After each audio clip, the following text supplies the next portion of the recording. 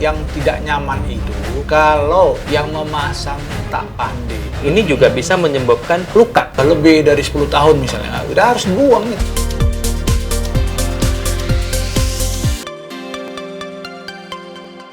Halo, Dr. Asari. Halo Pak. Kali ini kita jumpa lagi ya. Kita Oke. membahas opini yang ada di masyarakat. Nah, kali ini kita akan membahas suatu alat ataupun alat kontrasepsi.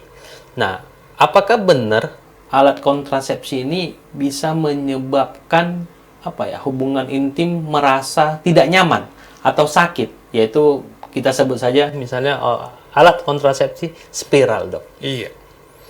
Jadi penemu alat AKDR lah ya namanya, alat Iya. kontrasepsi dalam rahim itu si Tuan Grafenbach.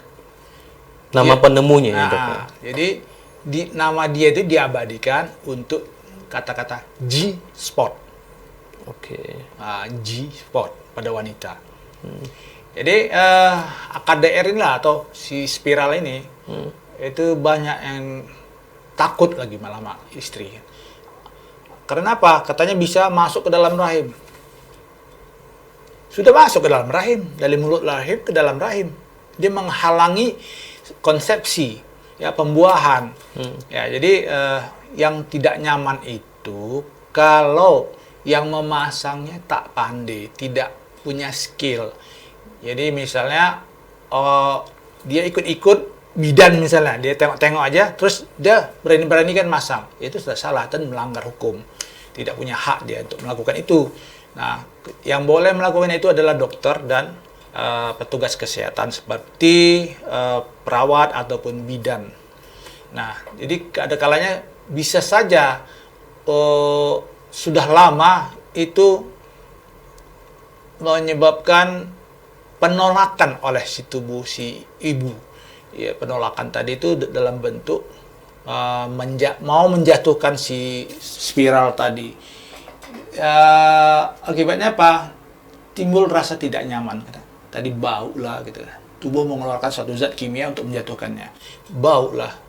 Ibu itu merasa nggak nyaman. Kok gini jadinya? Rupanya sudah terlalu lama. Berapa tahun, Bu? Udah lebih dari 10 tahun misalnya. Udah harus buang itu. Spiralnya ya, Dok. Dibuang, ganti Berarti baru. spiralnya juga ada masa waktunya ya, Dok? Ada.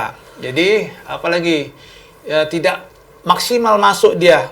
Ini mengganggu hubungan intim suami istri. Dan menyebabkan cedera pada ibu. Seperti itu. Sebenarnya spiral itu bentuknya seperti apa sih, Dok? Dia Panjang, besar, atau bagaimana? Kira-kira 3 inci. 3 inci. Nah, 3 inci. Karena dalamnya vagina itu pun 1 jengkal aja segini. 1 jari tengah ini. Iya. Dari luar.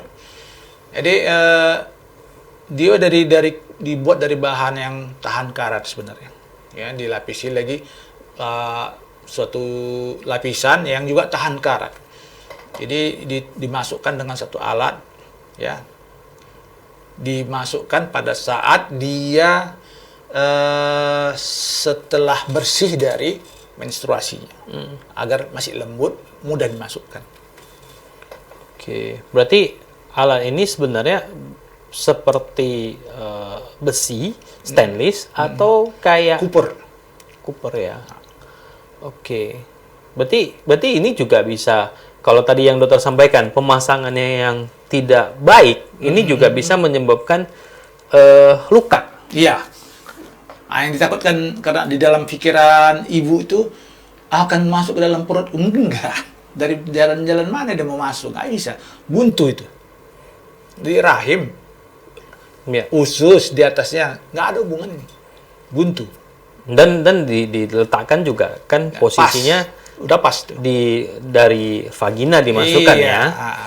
Nah, jadi kalau seperti itu, Dok, bisa juga nggak menyebabkan luka pada si misalnya pasangannya? Bisa.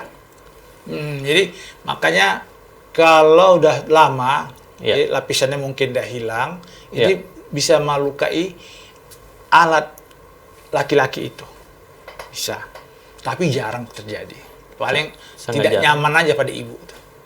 Berarti tidak merugikan pada pria? Tidak. Kecuali yang bisa yang merugikan pasangan dua-dua adalah misalnya contoh kondom. Ya. Si wanita nggak suka, nggak ada rasa katanya. Ya. Si laki-laki juga nggak ada rasa. Itu aja masalah. Oke. Tetapi kalau pada spiral ini yang sepertinya dirugikan ya, Ya. adalah si wanita ya. Iya. Dulu ada lagi satu alat kontrasepsi namanya macam cap tutup. Ya. Nah, si wanita sendiri yang masangnya ke mulut rahim, tutup. Pasang sendiri. Iya, mudah kok pakai tangan masukkan. Jadi saat mau berhubungan intim, 15 menit masukkannya, tutup dah. Habis hubungan intim besok pagi cabutnya lagi, cucinya. Bisa pakai lagi. Dari seperti latex gitu. Oh, seperti karet gitu ya, Dok ya. Itu aman, itu nggak ada masalah apa-apa. Tapi jarang kita dengar itu, Dok ya. Iya, dulu ada, tapi kenapa nggak populer dia sekarang? Ya, malahan kan kalau yang sering yang kita dengar kan ya spiral, Iya. pil, Ya. dan ya kondom ya, suntik ya, ya cuma kalau yang malahan yang barusan dokter sampaikan ini baru pertama kali saya dengar, yang seperti cap dia modelnya ya, lebih aman itu. lebih aman ya, oke, dan bisa kita keluarkan dan kita bersihkan sendiri. Iya.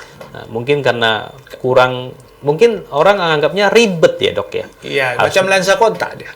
Harus dimasukkan, keluarkan, cuci. Ya cuci. Jadi ya mungkin karena ribetnya itu orang jadi kurang populer dan malas menggunakan. Ya. Nah, sebenarnya Dok, setelah seorang wanita dipasangkan spiral kita bilangnya, ada nggak kemungkinan hamil? Kemungkinan hamilnya itu nggak sampai 1%. Amannya itu luar biasa aman. Dibandingkan dengan misalnya pil lupa makan obat jadi, suntik lupa tanggal jadi. Nah, kontrasepsi ini misalnya spiral itu betul-betul aman karena sperma untuk mencapai sel telur di dalam rahim itu butuh waktu 6 jam karena dia bentuk spiral berliku-liku, jadi memakan waktu lebih dari 6 jam. Akhirnya sebelum dia sampai ke dalam rahim, dia sudah di tengah jalan sudah dibunuh oleh si ibu dengan meningkatnya asam di daerah itu. Matilah si sperma. Nah, kalau dia nggak ada spiralnya, dalam waktu 6 jam, misalnya pagi udah sampai mereka bertemu dengan sel telur, terjadilah pembuahan seperti itu. Lebih aman. Kemungkinan 1% ya, Dok ya. 1 banding berapa, Dok?